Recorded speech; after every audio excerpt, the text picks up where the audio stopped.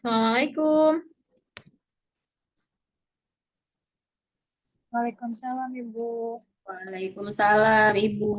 Waalaikumsalam Bu. Ya, mohon maaf Ibu-ibu. Ya, Saya baru bisa bergabung di jam 1. Baik, hari ini pertemuan kita yang pertama ya untuk kehamilan. Yang ya harus Bu. hari Sabtu, Ya Ibu, tetapi betul.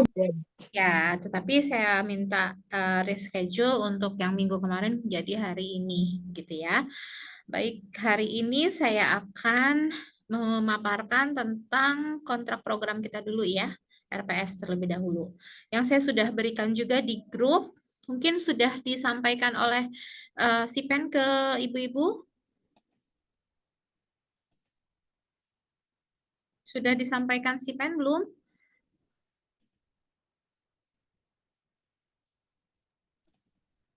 Belum Ibu, mungkin nanti pas akhir.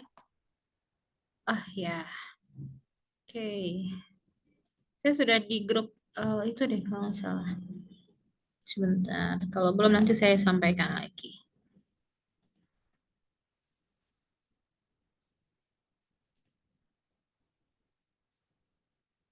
Ini kelas C ya?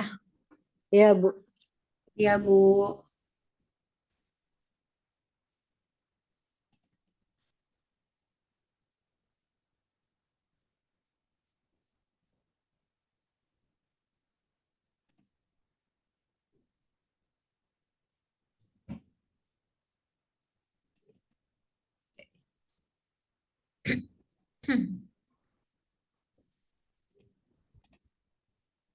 Sebentar, saya share screen dulu.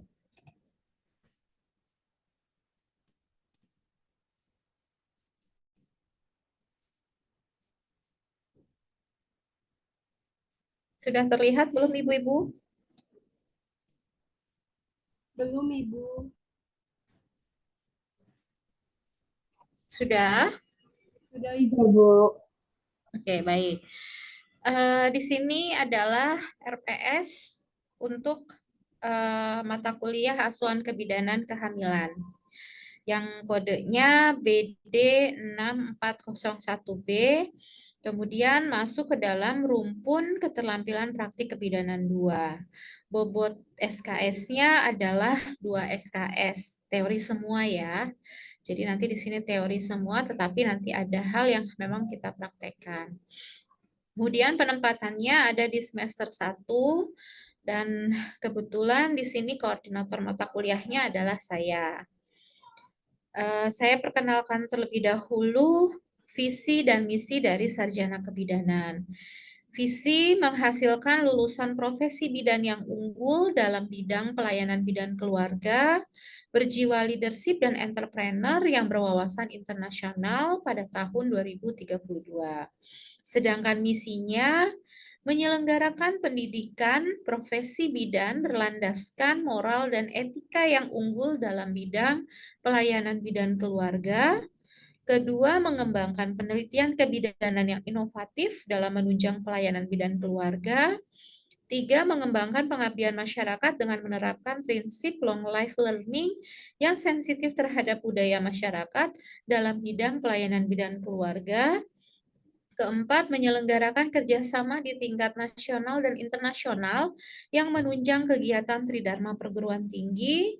Kemudian, menyelenggarakan tata pamong perguruan tinggi yang otonom, akuntabel, dan transparan yang menjamin peningkatan kualitas berkelanjutan, serta menciptakan mahasiswa yang mampu mengeksplorasi dan menggunakan potensi mereka untuk menjadi intelektual yang beretika, berbudaya, kompeten, dan dapat memasuki dunia kerja atau menciptakan lapangan kerja serta mengembangkan diri menjadi profesional.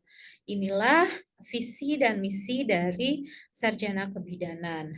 Nah, kalau nanti ditanya ciri khas dari sarjana kebidanan di Stikes Abdi Nusantara itu apa? Yaitu kebidanan keluarga. Ya, gitu ya ibu-ibu ya. Makanya kenapa ibu-ibu ada mata kuliah kebidanan keluarga, kemudian ada juga leadership dan entrepreneur. Sedangkan di tempat lain mungkin tidak ada kebidanan keluarga. Nah, untuk capaian pembelajaran yang diamanatkan dalam kurikulum ini terdiri dari sikap, keterampilan umum, dan pengetahuan. Di mana sikapnya kita mampu memiliki kepekaan sosial karena kita merupakan pemberi layanan jasa, gitu ya, jasa terutama di bidang kesehatan. Kemudian menginternalisasi nilai, norma, dan akademik serta etika akademiknya. Jadi kalau di ini ada juga bagaimana etikanya pada saat kita berpraktek, pembelajaran gitu ya, menyelenggarakan diskusi seperti itu harus ada etikanya. Menunjukkan sikap bertanggung jawab atas pekerjaan di bidang keahliannya secara mandiri karena memang nanti ke depannya diharapkan kita bisa membuka praktik sendiri seperti itu ya. Selanjutnya adalah keterampilan umum. Nah, di sini diharapkan kita dapat melakukan atau memberikan pemikiran logis atau kritis, inovatif terhadap pengembangan ilmu pengetahuan, khususnya di kehamilan, gitu ya. Jadi ada hal-hal baru, bagaimana sih caranya untuk pemeriksaan kehamilan, program apa nih yang bagus, ada hal-hal kritis yang memang nanti kita sampaikan atau inovasi-inovasi pada saat proyek yang akan kita berikan, seperti itu. Kemudian mampu menunjukkan kinerja mandiri, bermutu dan terukur, mengambil keputusan secara tepat, sama mampu mendokumentasikan, menyimpan, mengamankan, dan menemukan kembali data untuk menjamin kesahihan dan mencegah plagialisasi atau plagiasi. Nah, pengetahuannya, jadi pada kehamilan ini juga berkaitan dengan cabang keilmuan yang lain, yaitu obstetri dan ginekologi, biomedik, manajemen asuhan kebidanan, psikologi, kemudian gizi, pasien safety, komunikasi efektif. Nah, ini juga memang sangat keterkaitan ya dengan bagaimana kita memberikan asuhan kebidanan. Nah, ini adalah capaian pembelajaran mata kuliah. Yang pertama adalah mampu menganalisis komponen dalam ANC. Jadi kalau kita di dalam ANC itu ada komponen apa saja yang harus kita lakukan. Salah satu di antaranya adalah standar pelayanan kehamilan. Itu ada 10T begitu. Nah, ini nanti akan kita pelajari berapa masih atau program pemerintah saat ini berapa kali melakukan pemeriksaan ANC. Nah, itu juga ya. Kemudian mampu memahami dan melakukan screening kesejahteraan janin. Jadi bagaimana si ibu hamil dapat memantau keadaan janinnya dan kita sebagai tenaga kesehatan dapat memantau keadaan janin, ya. Menganalisa dan mengatasi ketidaknyamanan umum pada kehamilan dan perilaku secara serta perubahan. Jadi banyak sekali ketidaknyamanan atau hal-hal yang dirasakan berubah pada ibu hamil karena adanya peningkatan hormon gitu kan ya, penyesuaian hormonal. Nah, ini ada perubahan-perubahan yang dirasakan oleh ibu hamil. Bahkan kadang perubahan tersebut dapat mengarah ke hal yang patologis ya. Nah, jadi bagaimana sih asuhan kita supaya ketidaknyamanan itu dapat diatasi, kenapa penyebabnya, kemudian bagaimana supaya tidak menjadi patologis. Nah, gitu ya.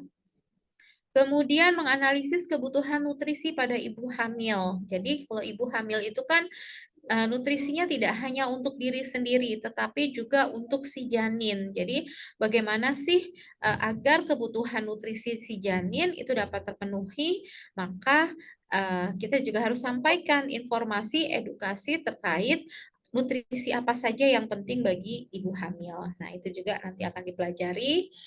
Kemudian penggunaan obat dalam kehamilan. Nah, seperti yang kita ketahui kalau penggunaan obat dalam kehamilan itu kan harus hati-hati ya Bu, karena bisa berpengaruh kepada si janinnya gitu. Nah, jadi apa saja obat yang bisa kita berikan dan apa obat yang tidak dapat kita berikan. Kemudian memahami dan menjalankan etika, kewenangan, dan lingkup praktik bidan dalam asuhan kehamilan. Ini juga. Jadi saat kita menjalankan praktik dalam asuhan kehamilan, kita juga harus memperhatikan mana yang boleh kita lakukan dan mana yang tidak boleh kita lakukan. Manajemen asuhan pada kehamilan, bagaimana kita mendokumentasikan suatu laporan ataupun hasil dari pengkajian kita, baik data subjektif, objektif, kemudian analisis, dan apa asuhan yang sudah kita berikan. Kemudian mensimulasikan penyusunan birth plan.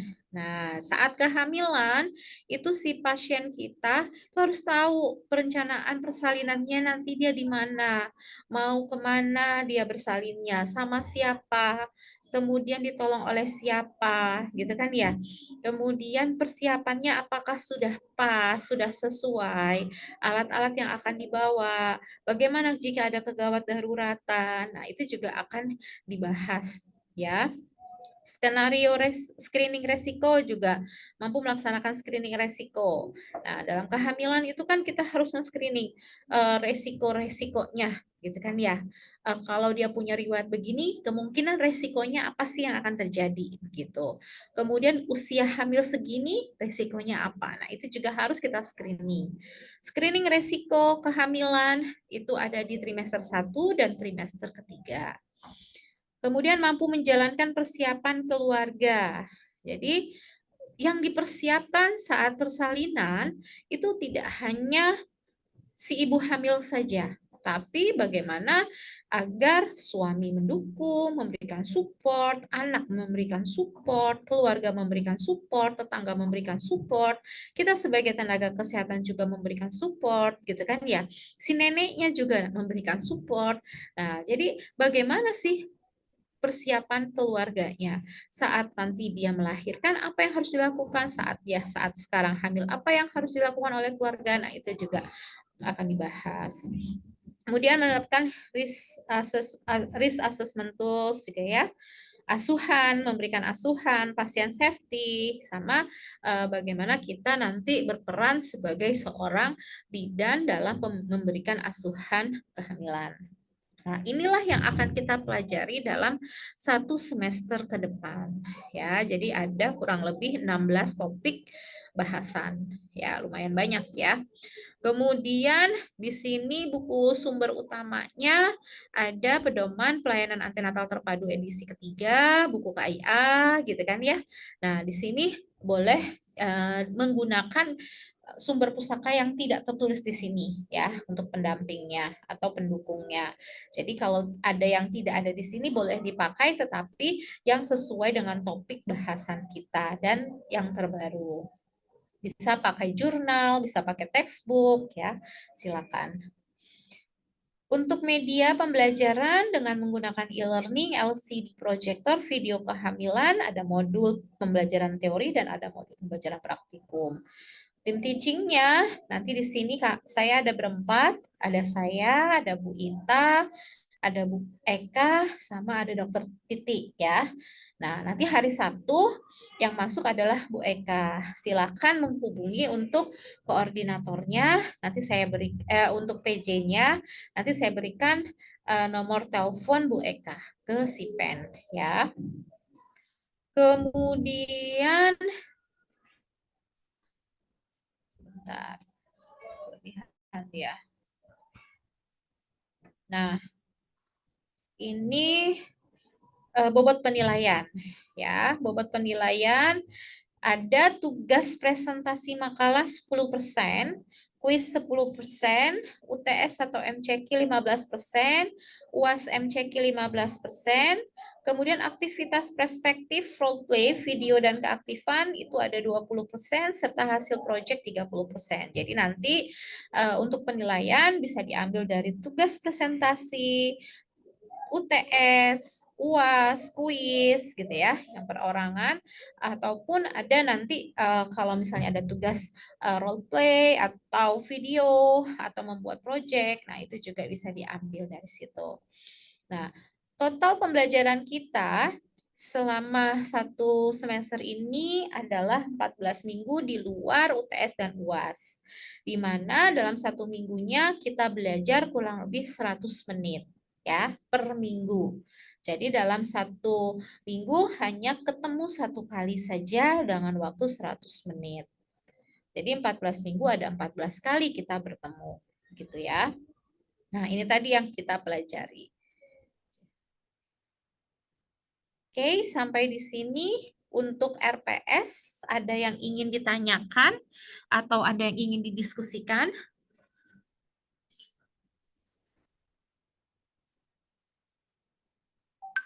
Belum, Bu. Cukup? ada, Bu. Belum ada. Belum ada, Bu. Selanjutnya kita masuk ke materi kita yang pertama ya. Sebentar.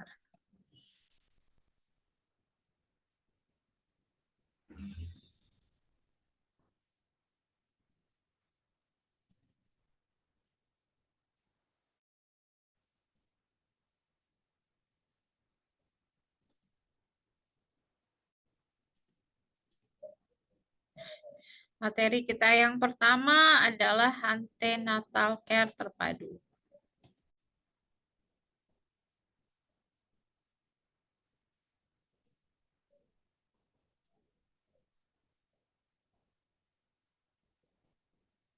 Sudah kelihatan belum, Bu? Sudah, Bu. Sudah, Bu. Bentar ya, Bu. Apa namanya?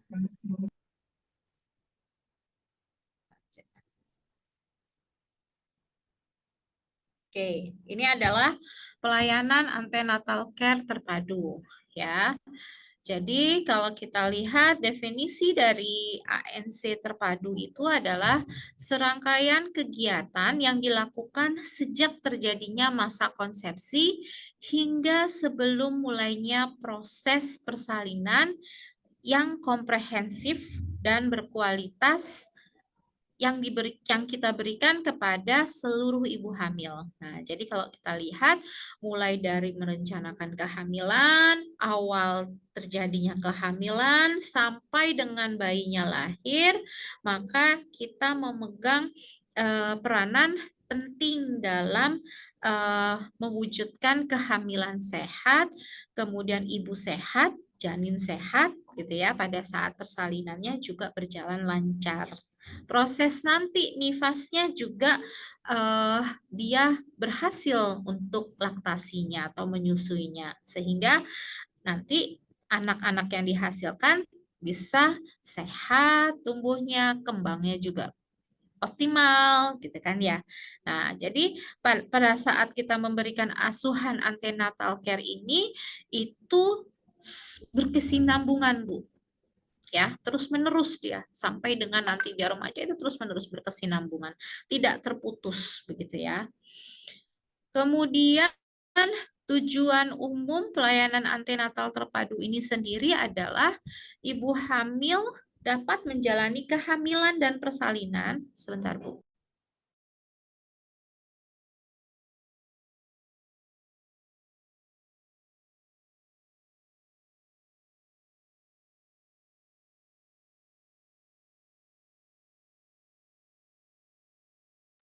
Ya, jadi tujuannya tadi adalah menjalani kehamilan dan sifatnya positif. Nah, seperti yang kita ketahui bahwa dalam kehamilan itu sendiri ada perubahan ya, perubahan baik secara fisik, psikologis gitu kan ya. Nah, ini akan mengakibatkan ketidaknyamanan yang akan timbul pada ibu hamil. Nah, ketidaknyamanan ini akan bisa menimbulkan pengalaman yang sifatnya negatif gitu ya, bukan positif. Nah, bagaimana dengan ANC terpadu ini, ketidaknyamanan tadi akan memberikan pengalaman yang positif gitu ya. Meskipun dia ngerasain tidak nyaman, tapi karena ada solusi, ada upaya bagaimana untuk mengatasi ketidaknyamanannya, maka dia akan sifatnya positif gitu ya. Sehingga kalau kita punya pengalamannya sifatnya positif, maka yang diharapkan bayinya sehat dan berkualitas. karena ibunya menjalani kehamilan dengan bahagia, dengan menyenangkan, gitu ya, sehingga secara tidak langsung berdampak pada janin.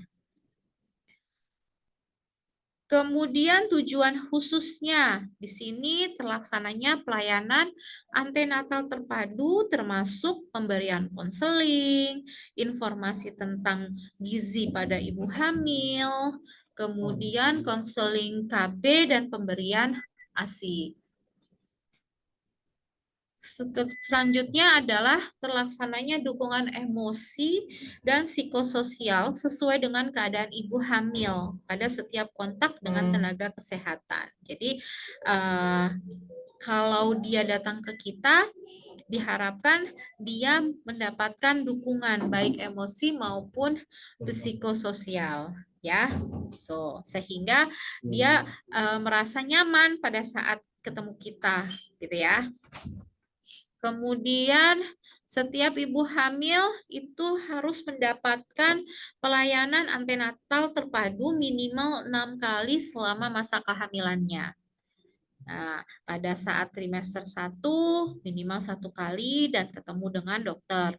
Trimester kedua 2 kali, trimester ketiga 3 kali.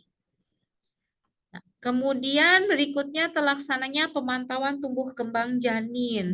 Nah, di sini denyut jantung janinnya apakah dalam batas normal, kemudian tinggi fundus uterinya apakah dalam batas normal, kemudian perkembangan janinnya sendiri sesuai nggak dengan usia kehamilannya, begitu. Jadi kan dengan adanya pemantauan tumbuh kembang janin ini, maka si ibu juga bisa mengetahui bagaimana keadaan janinnya untuk saat itu. Kemudian deteksi secara dini adanya kelainan atau penyakit yang diderita ibu hamil. Nah, jadi kalau ibu hamil datang di trimester 1, itu kan harus ketemu dengan dokter. Fungsinya untuk men-screening agar ketahuan apabila ada hal-hal yang bisa mengakibatkan atau mengganggu atau menimbulkan komplikasi dalam kehamilannya. Sehingga kalau ketahuan lebih dini, maka nanti penanganannya pun dapat dilakukan sedini mungkin sehingga masalahnya bisa teratasi. Bisa dengan cara kita lakukan rujukan, kolaborasi, gitu ya. Kemudian indikator dalam pelayanan antenatal terpadu. Yang pertama adalah K1, kunjungan pertama. Kedua K4, ketiga K6. Nah, K1 itu sendiri merupakan kontak pertama ibu hamil dengan tenaga kesehatan yang sesuai dengan standar, gitu ya. Kontak pertama. Diharapkan ini terjadi pada trimester pertama, sebaiknya sebelum minggu ke-8.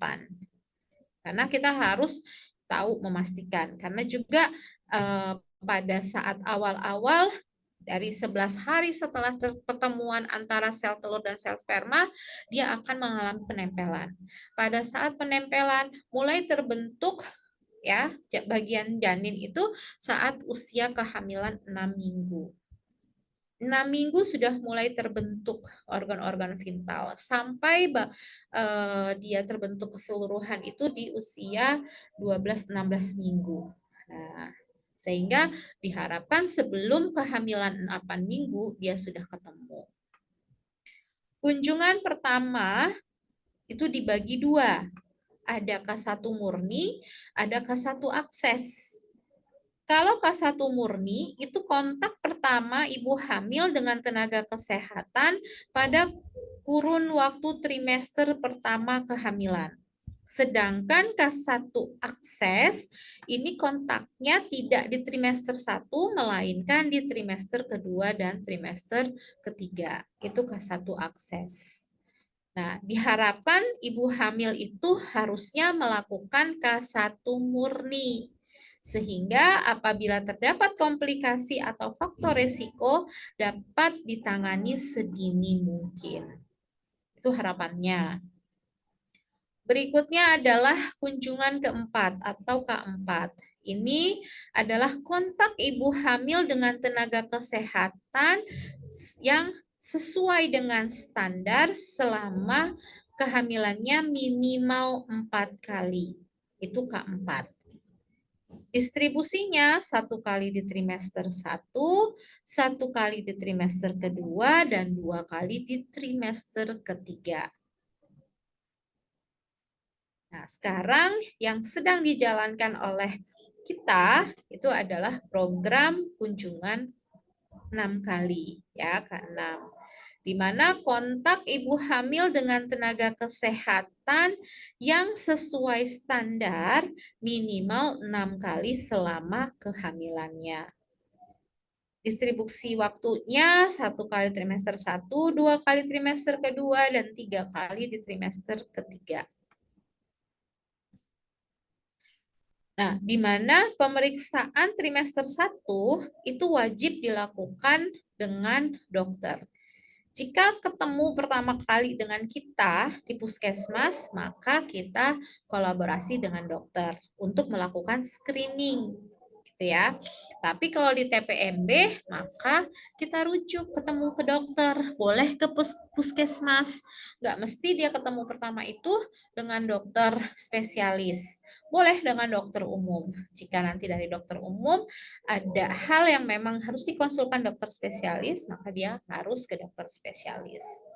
Nah, kunjungan 1 di trimester pertama ini mulai dilakukan saat usia kehamilan kurang dari 12 minggu atau dari kontak pertama. Nah, di sini dokter akan melakukan screening kemungkinan adanya faktor resiko kehamilan atau penyakit penyerta yang ada pada si ibu hamil tersebut. Serta nanti di sini juga akan dilakukan pemeriksaan USG untuk mengetahui apakah janinnya berkembang optimal atau sesuai usia kehamilan. Nah, apabila tadi seperti yang saya bilang, kalau datang ke bidan, maka bidan tetap menganjurkan si ibu hamil ke dokter. Nah, tapi saat awal itu tetap kita lakukan pemeriksaan ANC sesuai standar. Selanjutnya, periksa ketemu dengan dokter itu ada lagi nanti di trimester ketiga, tepatnya di kunjungan kelima. Di sini dokter akan melakukan perencanaan persalinan, kemudian juga akan melakukan screening faktor resiko persalinan, termasuk juga pemeriksaan USG, serta melakukan rujukan terencana jika diperlukan. Misalnya kalau dia ditemukan letaknya lintang, plasenta previa, totalis, maka harus segera dilakukan rujukan terencana. Lanjut, nah berikut adalah masalah yang mungkin sering dialami oleh ibu hamil. Yang pertama adalah masalah gizi. Jadi ibu hamil itu di Indonesia masih banyak yang bermasalah terkait dengan gizi. Sering kita temui ibu hamil yang menderita anemia.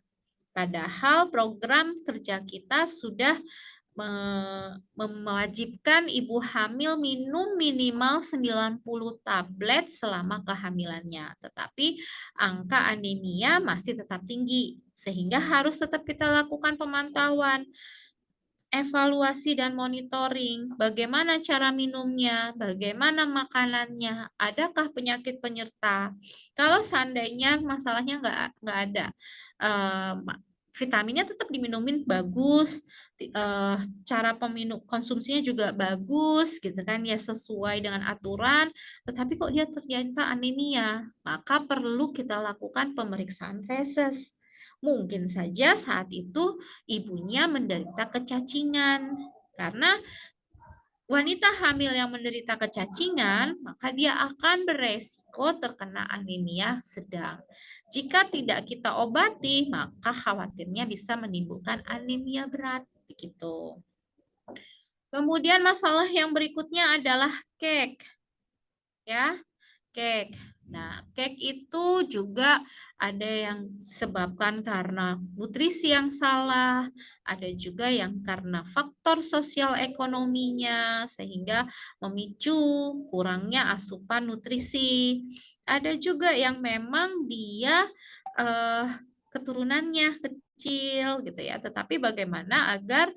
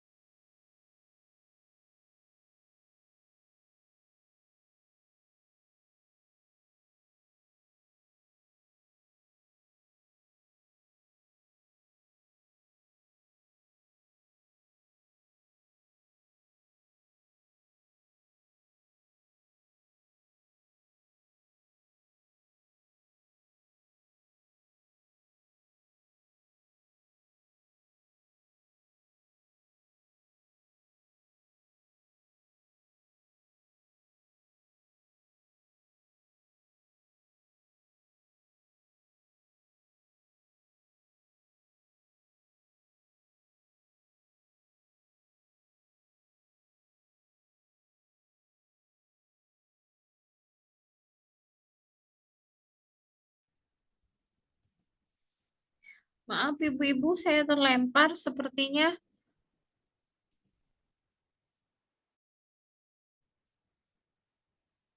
Izin share screen lagi ya. Terlempar.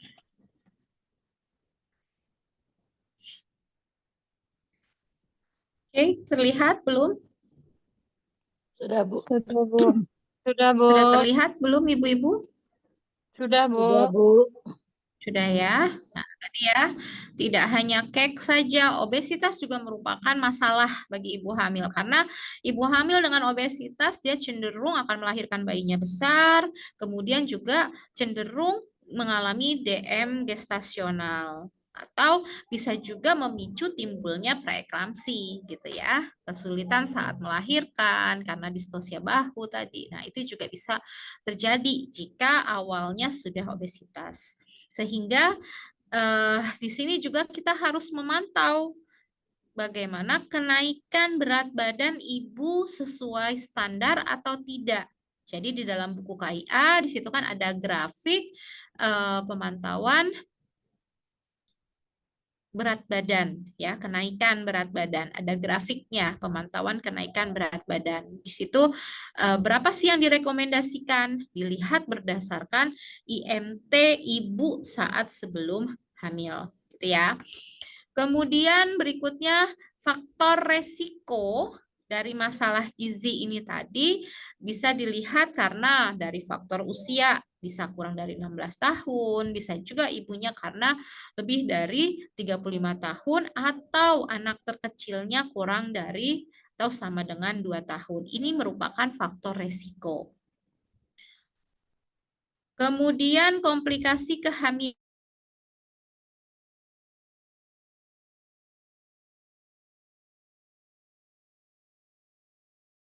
perdarahan pervaginam, adanya hipertensi, preeklamsi, eklamsi, kemudian adanya ancaman ke persalinan prematur, distosia bahu, plasenta previa. Nah, ini juga bisa menyebabkan masalah pada ibu hamil.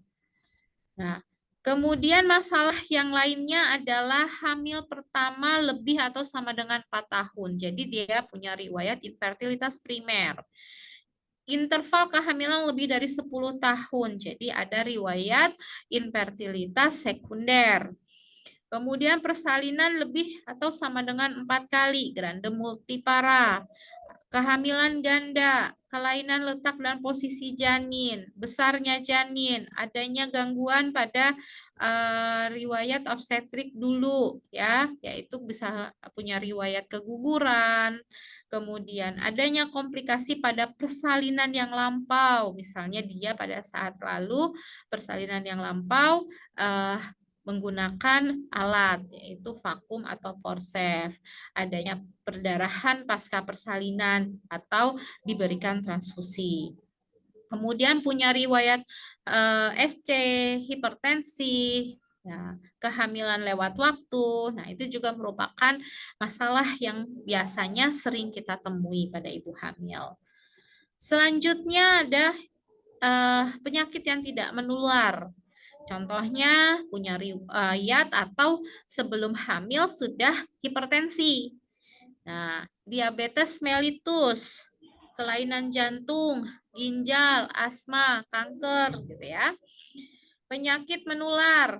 Nah, HIV atau beresiko kena HIV, sifilis, hepatitis B, tetanus maternal, malaria, TB, demam berdarah, tifoid. Nah, ini juga bisa mengganggu proses kehamilan. Kemudian masalah kesehatan jiwa. Nah, ini yang harus memang kita perhatikan ya ibu-ibu ya. Kesehatan jiwa ini masih belum terperhatikan. Ada ibu hamil yang tampaknya dia biasa saja, tetapi ternyata dia punya masalah, punya gangguan dalam jiwanya gitu ya. Orang yang mengalami masalah kesehatan jiwa itu bisa saja dia tidak kelihatan oleh kita, tetapi sebenarnya psikologisnya terganggu. Contohnya, dia tidak mendapatkan dukungan dari suami, gitu kan ya, saat kehamilan ini. Kemudian dia cemas tentang kehamilannya, khawatir yang berlebihan tentang kehamilannya sehingga mengganggu waktu tidurnya, gitu. Itu juga sudah termasuk dalam masalah kesehatan jiwa.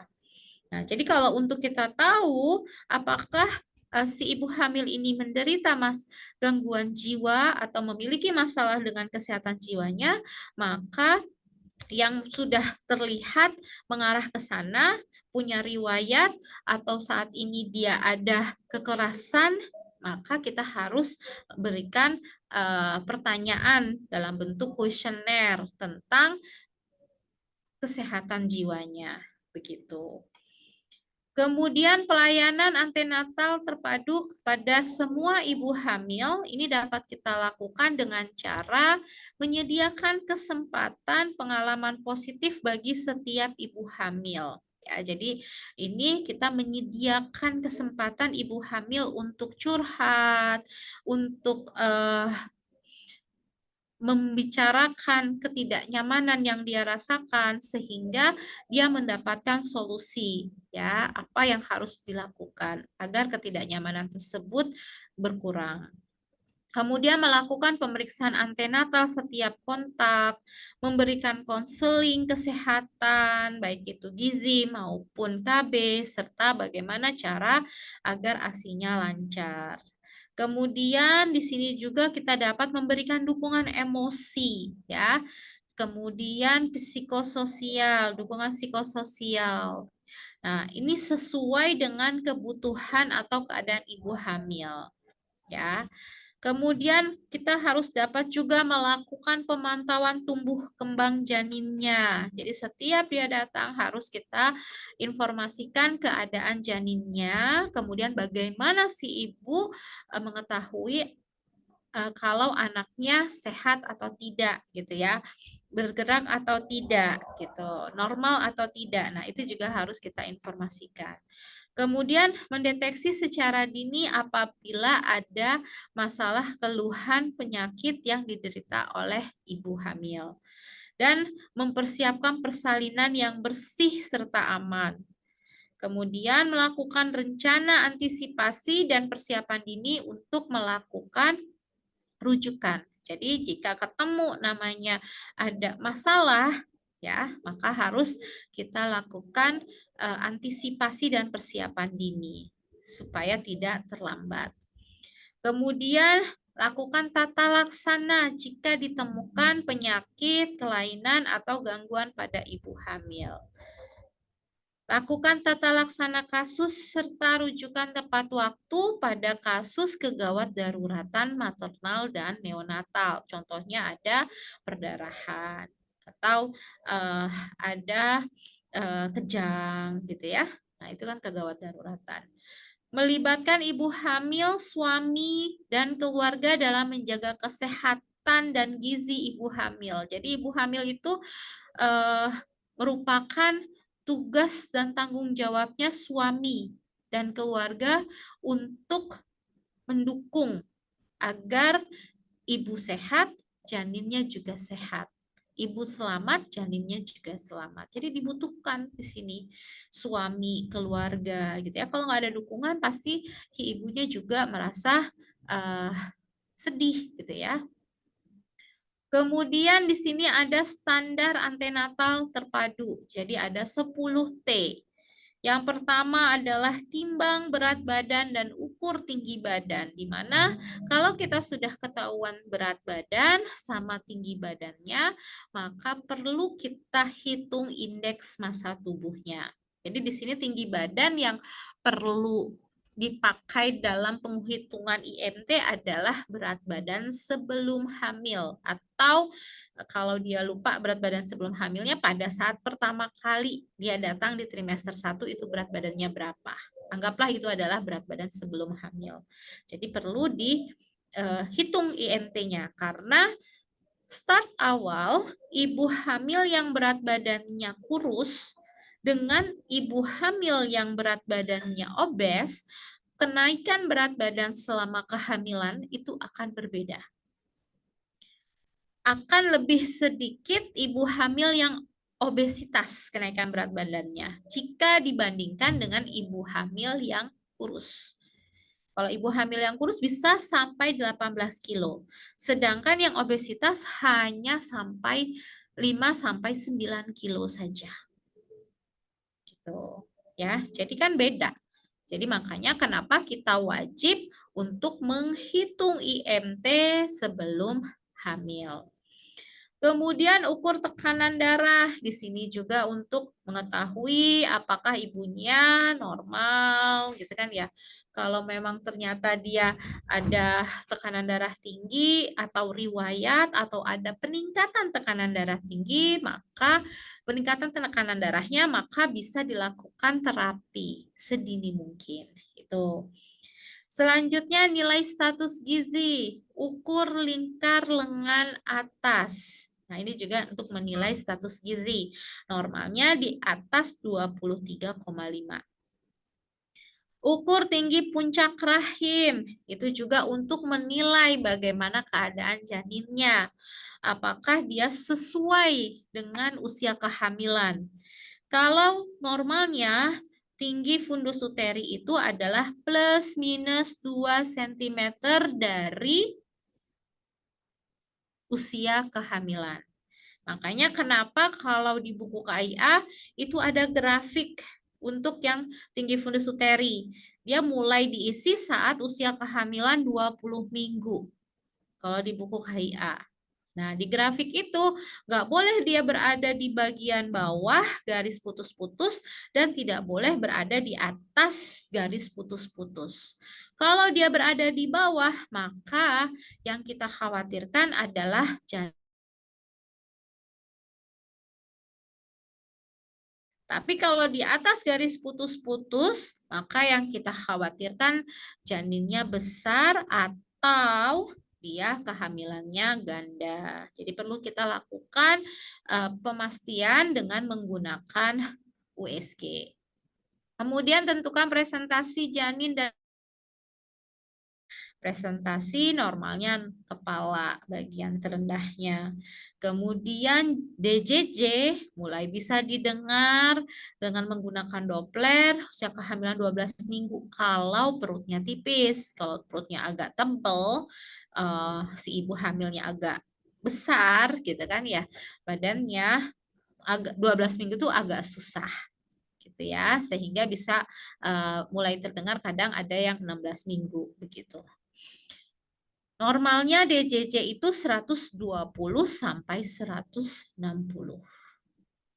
Kemudian yang berikutnya screening status imunisasi tetanus. Jadi kita mulai melihat, men-screening sebelum kita memberikan imunisasi tetanus, maka kita harus lihat dulu, ngecek dulu status imunisasi TT-nya dia sudah dapat T berapa. Apakah T1, T2, T3, T4, ataupun T5. Kalau sudah dapat T5, berarti nggak perlu lagi kita berikan imunisasi karena dia sudah ada masa perlindungannya 25 tahun atau seumur hidup. Cukup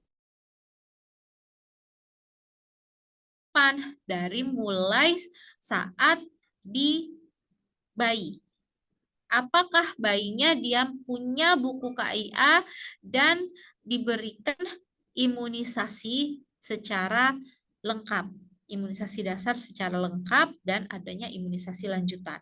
Kalau dia ada buku KIA dan terdokumentasikan bahwa dia mendapatkan imunisasi dasar lengkap, maka kita bisa menghitung bahwa dia masuk ke dalam pemberian T.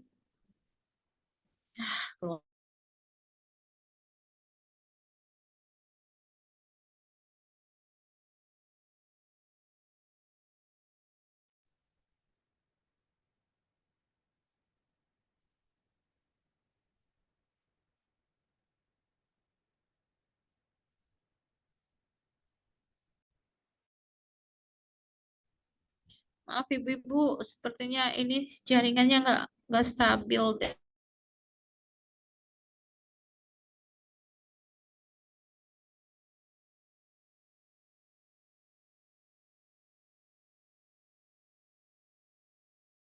Oke, lanjut ya. Jadi kalau dia sudah dapat lengkap di saat bayi dan ada catatannya, maka dia sudah masuk dalam pemberian T2 ya.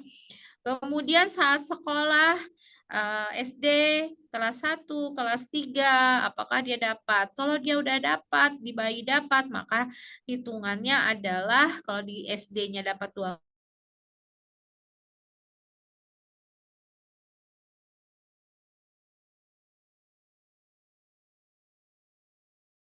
hitungannya adalah T5. Sehingga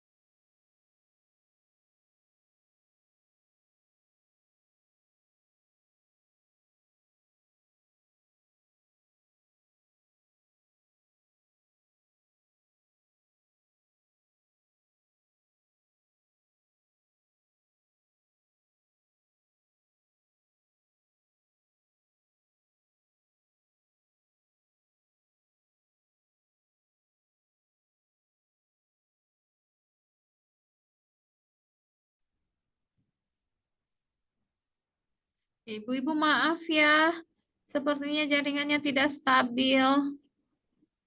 Jadi saya Ya, harus Bu. keluar masuk terus nih.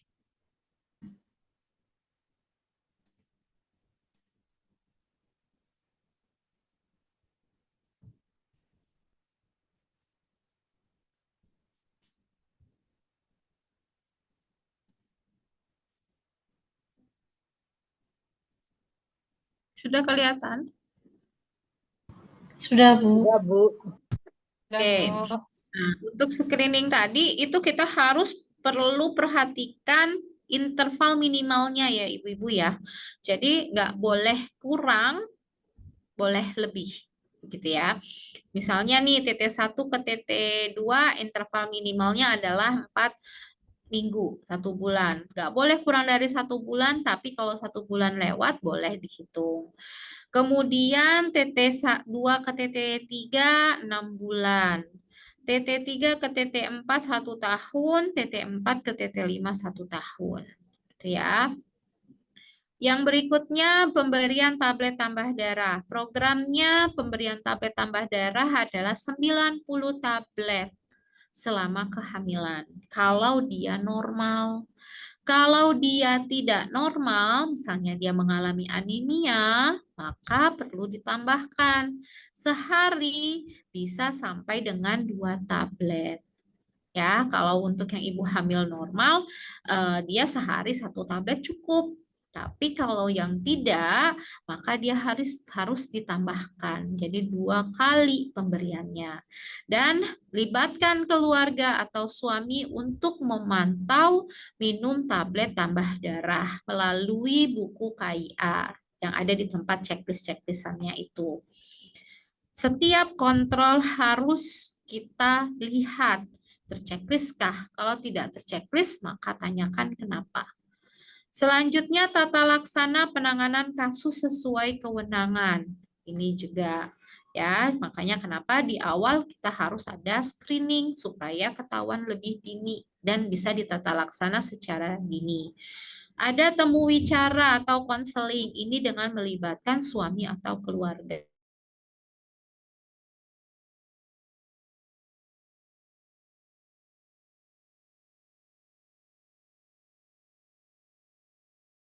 Golongan darah di awal diwajibkan jika belum pernah sama sekali melakukan pemeriksaan golongan darah. Tidak hanya ibu hamil, tetapi juga suaminya juga harus dianjurkan untuk periksa golongan darah jika belum pernah periksa. Kemudian triple eliminasi HIV, sifilis, dan hepatitis B. Ini juga wajib ya dalam pada saat kunjungan pertama. Serta jika ada ibu hamil yang tinggal di daerah endemis malaria, maka diperlukan untuk melakukan pemeriksaan rapid test diagnostik untuk mengetahui apakah ada malaria. Kemudian di sini tadi pemeriksaan dokter pada trimester pertama, ini fungsinya adalah untuk melakukan screening adanya faktor risiko atau komplikasi. Jika kondisi ibu hamil normal, maka kunjungan antenatal dapat dilanjutkan oleh bidan. Namun, bila mana ada faktor risiko atau komplikasi, maka pemeriksaan kehamilan diharuskan ke dokter atau dokter spesialis sesuai kompetensinya. Contohnya nih, ada riwayat penyakit jantung dia, ya, atau saat ini menderita penyakit jantung, maka dia bukan lagi kewenangan kita, maka kita harus konsultasikan dengan dokter spesialis, ya, penyakit jantung. Nah, pemeriksaan dilakukan oleh dokter ini mengikuti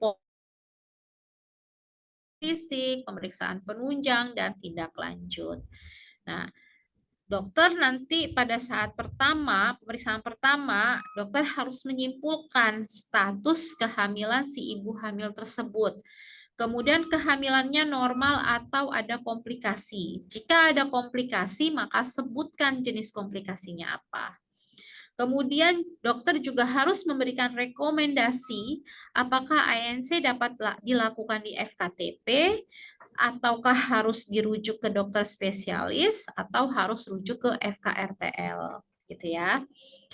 Kemudian jika ada keadaan khusus, misalnya ada wabah penyakit tertentu, maka harus dilakukan screening awal sebelum pemeriksaan lanjutan.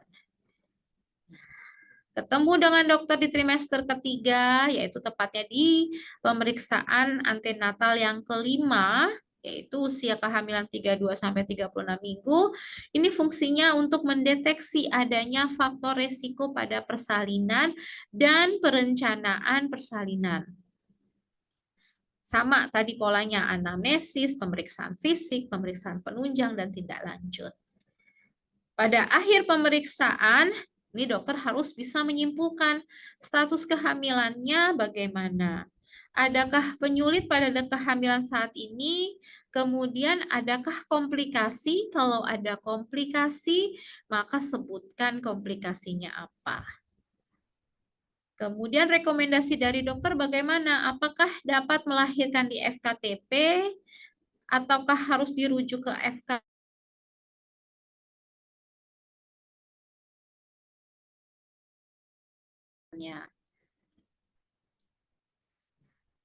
Apabila saat kunjungan antenatal dengan dokter tidak ditemukan faktor resiko maupun komplikasi, maka kunjungan antenatal dapat dilakukan di tenaga kesehatan.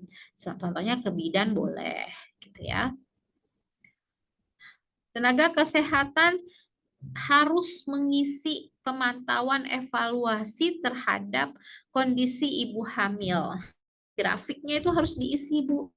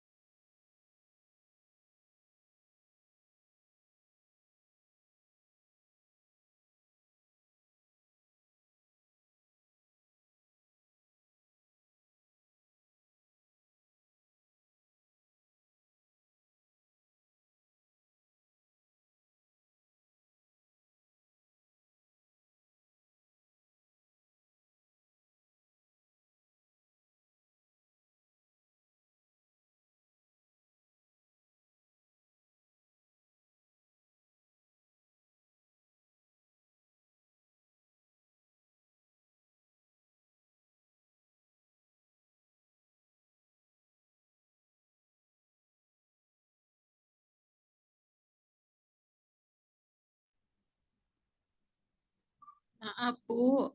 Aduh. Saya keluar masuk terus ini loh.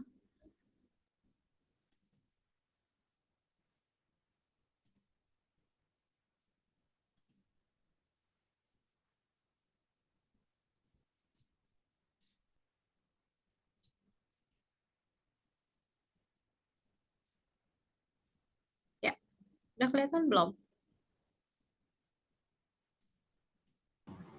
Masih Belum, Bu. muter, Bu. Masih muter. Belum, Bu.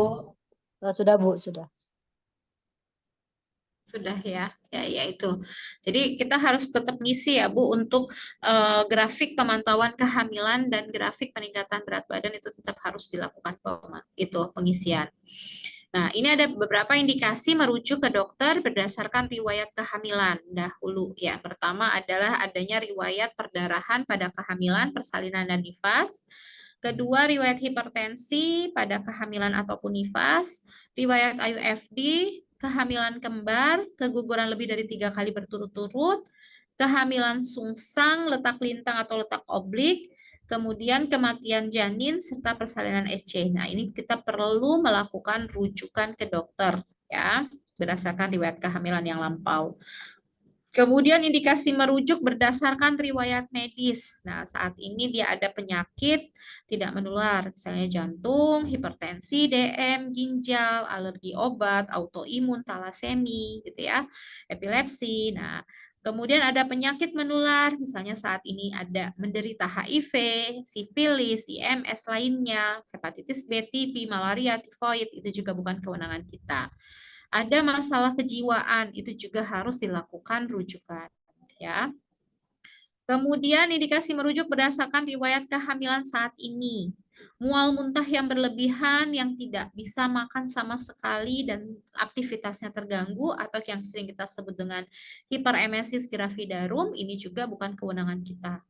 Bisa saat ini mengalami perdarahan, nyeri perut hebat, pusing, sakit kepala berat, demam lebih dari 2 hari, keluar cairan berlebihan dan berbau dari vagina, batuk lama lebih dari 2 minggu, atau di dalam keluarganya atau dalam satu rumahnya ada yang menderita TB.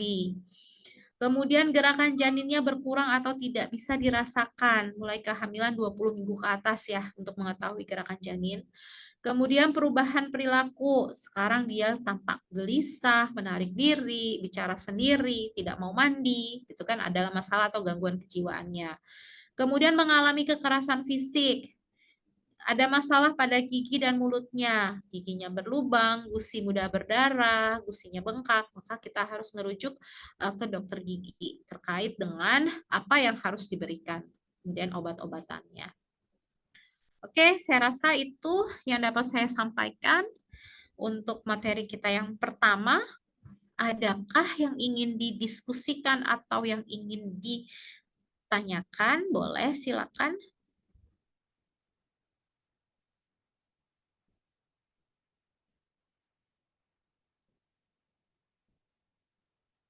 Untuk materinya nanti saya sampaikan ke Bu Sarah ya. Nanti saya kirimkan. Baik, Ibu. Ada yang mau didiskusikan, Ibu-ibu, atau sharing pengalaman tentang pemeriksaan antenatal care terpadu?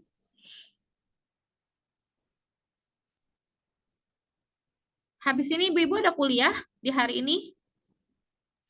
Kosong, Bu. Belum ada Bu, kosong. Masih ada, Bu. Untuk hari Sabtu yang masuk Bu Eka ya. Nah, saya sudah sampaikan ke Bu Eka, nanti tinggal Sipan mengingatkan saja. Kalau tidak ada, terima kasih Ibu-ibu. Mohon maaf, saya sering keluar masuk, jaringannya tidak stabil. Kemudian tadi saya juga terlambat masuk, jam 1 baru bisa masuk bergabung.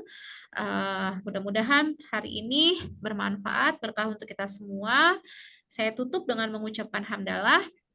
Alhamdulillahirabbil alamin. Jangan lupa absensi. Wabillahi taufiq wal hidayah. Wassalamualaikum warahmatullahi wabarakatuh. Waalaikumsalam warahmatullahi wabarakatuh. Terima kasih, Bu. Sama izin live ya. Ya, Bu.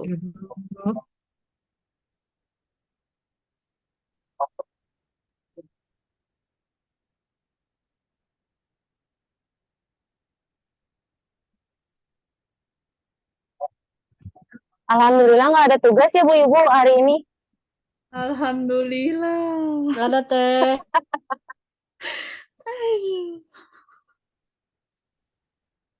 Alhamdulillah sesuatu.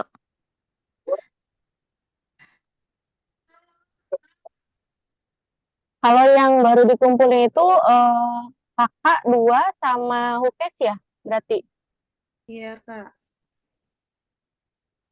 Untuk Asik. askep keluarga nanti Kamis ya, Kak, paling lambat.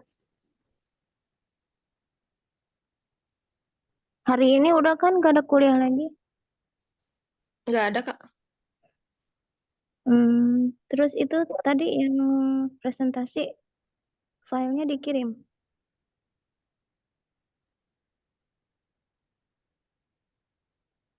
Dimintain ke dosennya nggak di Google Drive gitu? Mungkin Ya nanti nanti katanya mau dikirim Kak ke Bu Sarah ya. Oh, oke deh kalau gitu. Ya tadi soalnya nggak terlalu fokus. Izin live ya Kak. Iya ya. Ya. Assalamualaikum. Izin live, Kak. Assalamualaikum semuanya.